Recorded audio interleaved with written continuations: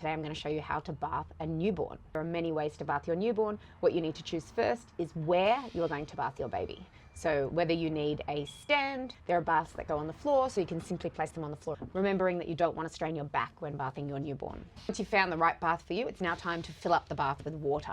Baths will have a max line, and they'll all have a huge, big warning on them, letting you know that babies can drown at any time. So it is always important that you never turn your back while bathing a baby. The thing to check before placing your newborn into the bath is the temperature of the water.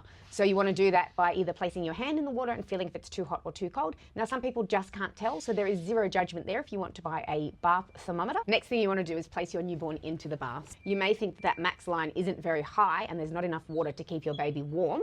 The good thing is a face washer, which we also carry in many different styles and brands, nice and wet, and place it on your baby's body to keep them warm in the bath. If you do have that bath thermometer, you can always tell when the bath is at 37, so if it starts to get too cold, you can take them out. Soap is a personal choice. You do not need to use bath soap when bathing a baby. It is actually your choice. A lot of soaps these days have no chemicals or anything inside of them. They are perfectly safe from newborn. There are some people who don't want to use soap. A little mum hack for me is I always found that because my son's arms were always down, that I never really looked under his arms for the first couple of weeks properly. So always washing underneath the arms, stretching them up is a really good idea. And in between the neck, because you've got a few little neck rolls there that can collect milk. So even find from newborn, they begin to kick. Do you remember those kicks inside the womb? They're doing that inside the bath because there is much more space there and more movement around for them to kick. And they've got that floating feeling.